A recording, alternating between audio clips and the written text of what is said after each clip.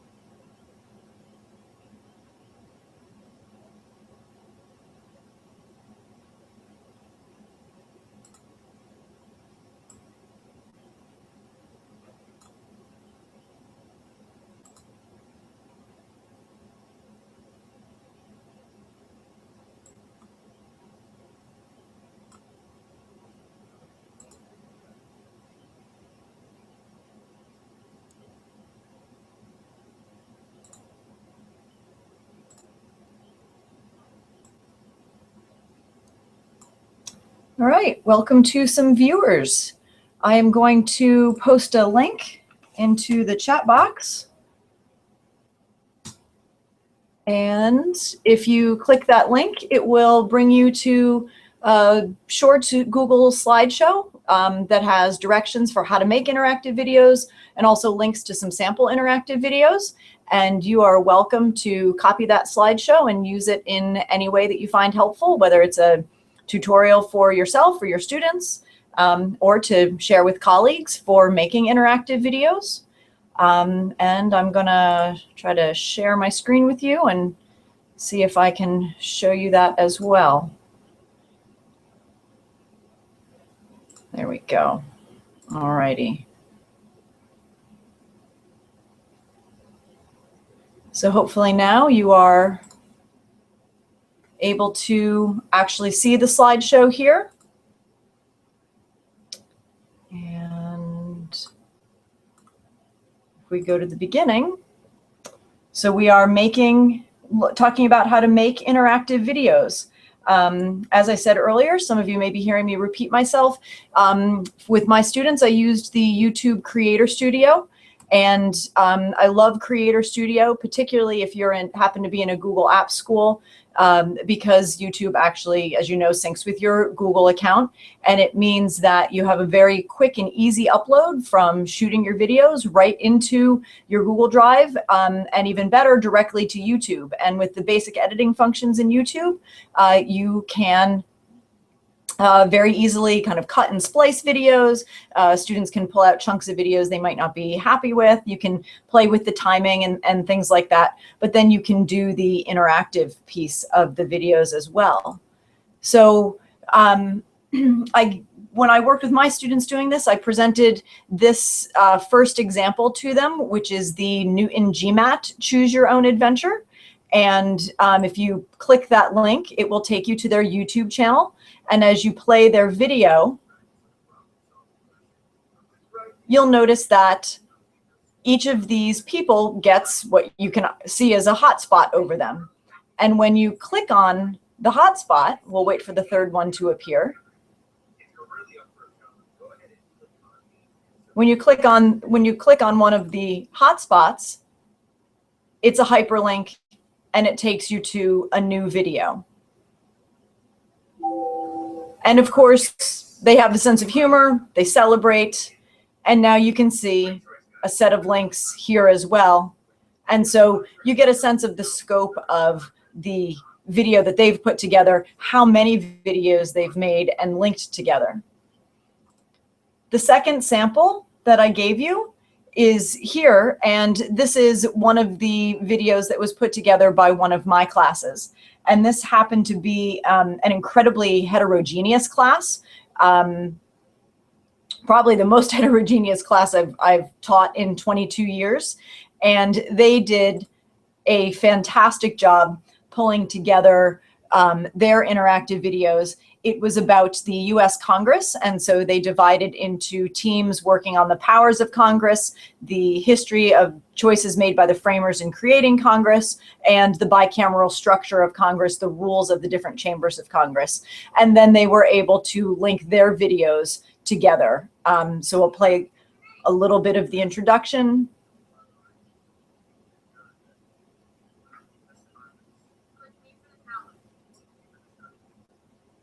And so if we click,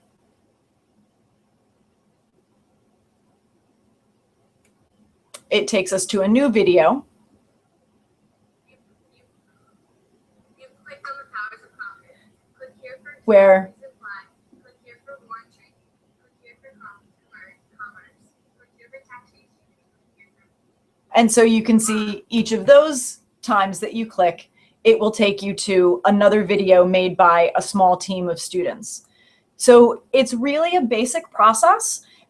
One key to it is to be sure that the topic that your students are going to be covering allows for this branching so that students either individually or in small teams can each have a topic for which they own responsibility.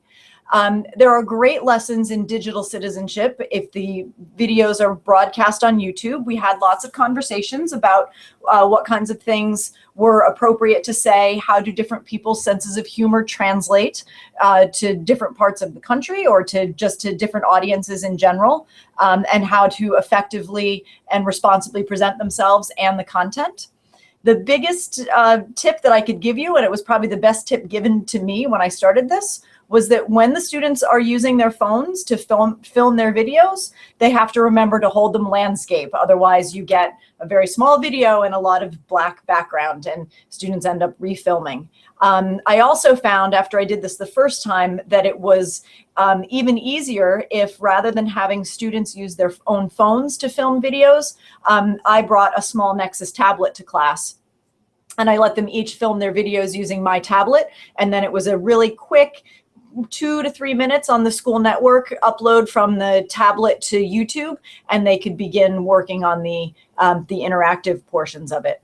And a big key is that students need to remember that at the end of their video portion, they need to allow for their audience to make a choice about where they will go next from that video. So the students have to sit at the end and say, would you like to click here? Would you like to click here? Would you like to click here? And then they need to give their audience time to wait. And that's very uncomfortable when they're sitting and smiling at a camera, waiting for an audience to make that decision.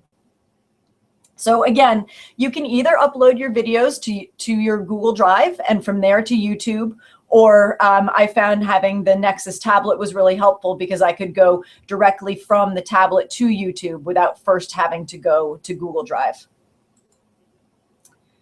And to stay organized, we used a spreadsheet. So we had 2 main topics, the structure of Congress and the powers of Congress. On the side here, you can see here are the partners or the groups of students. Here's the topic that they did. And here is the unique link to each of their videos once they were loaded to YouTube.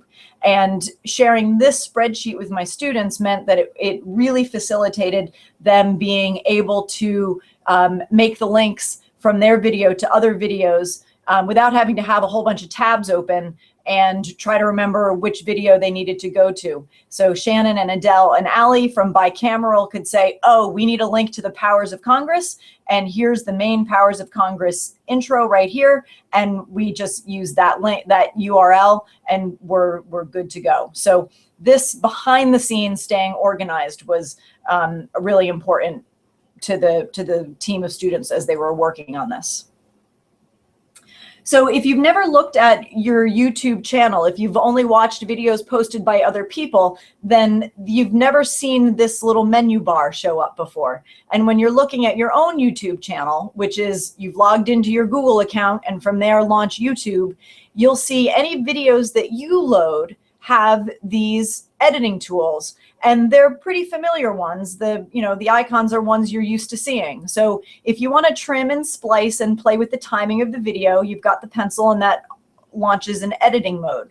But for making the hyperlinks, what you want is the speech bubble, which is how you add annotations, and one of the annotations you can add is a hyperlink. So when you're looking at a video, this is a still shot of the video that I played just a moment ago. When you're looking at a video inside of Creator Studio, we clicked the Add Annotation mode, and here we are. So we can click for a spotlight and draw this box over the student and add a word to the box, powers. So if you click her, you're going to learn about the powers of Congress, and click a link or add a link, excuse me. So when you click here, this is the link it's going to take you to. And it's as simple as that to make one video hyperlink to another video. And once the students do this, they save it, and they're off to either make more links or to wait for the entire thing to be compiled. You can see down here that the powers of the link to the powers begins 10 seconds into the video and lasts right to 20 seconds at the end of the video. And this link here that's not quite as bright because it's not been highlighted, that's the structure link. And that one shows up at about 12 seconds in, and then it lasts until the end of the video. So making the interactive videos, if I go back, you can see at their original one, when we play it in to about the 10-second mark,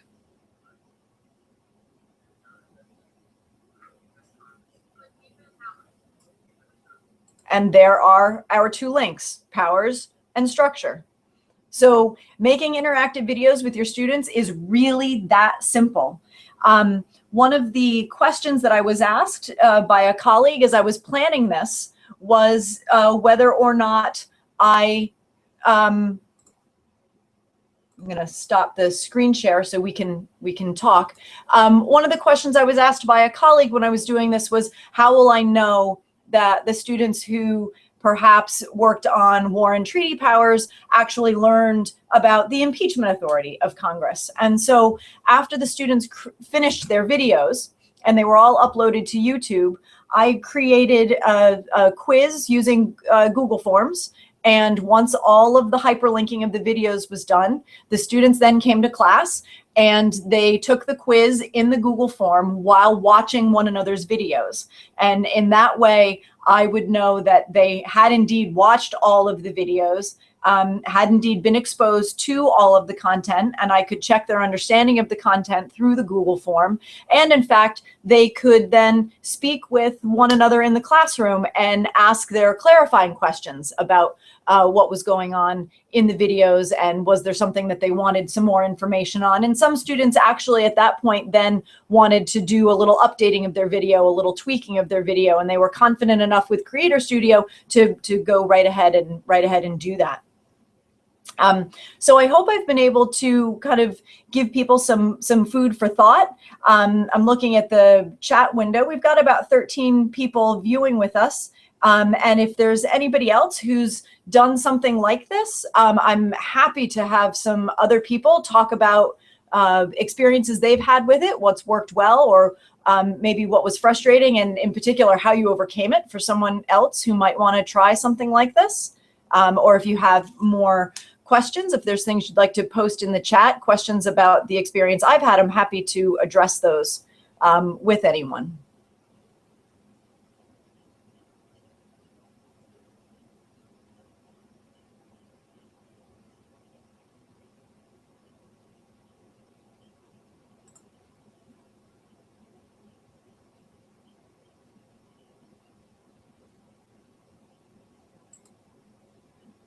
Pretty quiet out there. So we have a couple more viewers coming in. So I'm going to scoot this aside and I'm going to reshare my screen in case there's anyone who hasn't seen the slides, and take you back to the beginning there. And you will see in the chat that I have shared with you a view link to the slideshow. And so anybody who's interested is welcome. As I said a few minutes ago, you're welcome to take those slides and use them in any way that's useful. Duplicate them for yourself, use them for instructing your students, whatever is useful to you. And again, the model video I used with my students is the Newton Gmat. And my students' first reaction, and I will say my students are high school sophomores, their first reaction to watching the Newton Gmat video was that, well, you know, these people are almost adults and probably a little better at this than we are. And what they finally realized was this has simply been accomplished with a whiteboard, a magic marker, and a cell phone.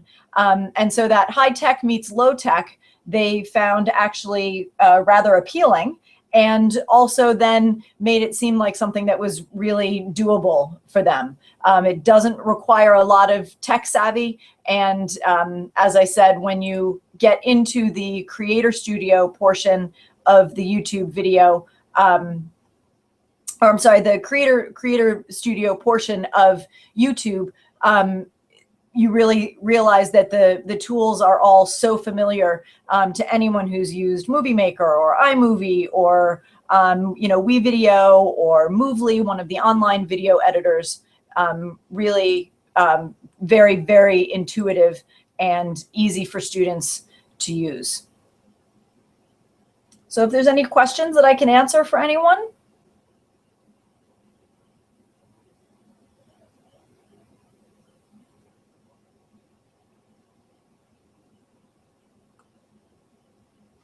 One thing that I was asked when I presented this earlier in the summer was how much time I spent doing this. And I completely appreciate and share the concern about the use or the instruction of technology potentially detracting from or interfering with content time, that perhaps you know, your curricular time for dealing with content doesn't allow necessarily for the technology instruction. And I will say that through this process of making the videos for Congress, and again, here's the spreadsheet. So these are the numbers of videos that this class put together. And it was a class of 22 that did these videos. We spent 2 weeks working on these videos, which is exactly how much time I probably would have given to this content if I had delivered it in a different format. And of that 2 weeks, one entire class period was dedicated to taking the quiz on the content when the video was compiled. One entire day class period was dedicated to learning how to make the hyperlinks and making the hyperlinks. And the rest of the 2 weeks was in doing the pre-reading for the content, doing their own research on the content, and filming writing their scripts. Each student or student pair wrote a script that they submitted to me for fact checking and approval before they filmed their video. And then doing some of the research necessary to perhaps correct errors or add content where there might have been content lacking. So of the 2 weeks that we spent on this, of the 10 class days, 1 day of direct technology instruction, 1 day of the Google form assessment at the end, and the rest of it was really focused on the content, because even in the script writing process, there was content learning going on, there was research going on. And in the video portion of the final compilation, the students used the description area of the videos for posting their MLA citations and links to additional resources that they thought their audience might find interesting. For example, the group that did the profile of their House of Representatives rep, and the group that did the profile of their senator, they included the links to those Congress people's Facebook pages, Twitter feeds, and their direct House and Senate websites, in addition to their MLA citations. So, we maintained good digital citizenship, and we maintained fidelity to citing their sources and giving credit where credit was due.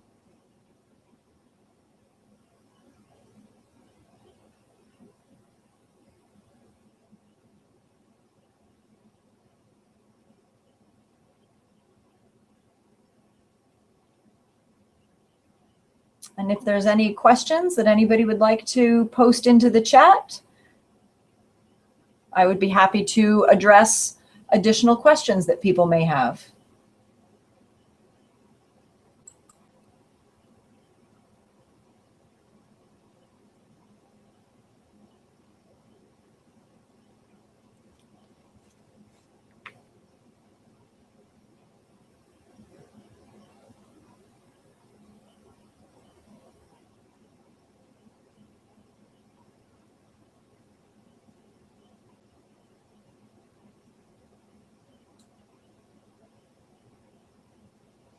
I'm curious if any of the viewers have done video projects like this with their students, or have used YouTube for publishing student videos, and what your experiences with doing that may have been.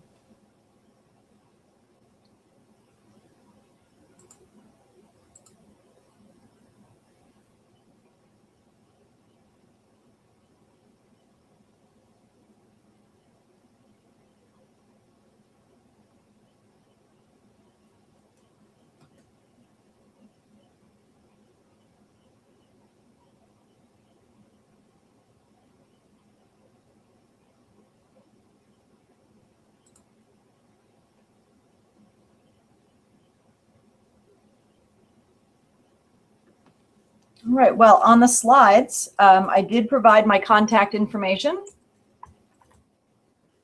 And I'm also entering into the chat my Twitter handle. There's plenty of places through the EdCamp infrastructure, the EdCamp global infrastructure, to find that. But that's there if anybody has any follow-up questions, or if at some point during this coming school year you decide you want to try a project like this and then suddenly realize some questions are cropping up, you certainly can find me there on Twitter, and I'm happy for anyone to direct message me, and I'd share my email with you. I think my email is also in the slideshow, so if you have the slides, you'll be able to contact me that way as well. And I'd be happy to troubleshoot with anybody who's doing something like this. Interestingly, next year I will be teaching freshmen for the first time in 22 years, and I'm going to be teaching West Civ for the first time. And had thought it might be interesting if somebody wanted to do an inter-school collaboration with interactive videos. That might be a fun project if somebody's had experience with this and you want to try to use it as a way to kind of build relationships between schools. Might be something interesting to try. So please give me a shout out if that subject area or that grade level is something you work with and you'd like to try to collaborate as well.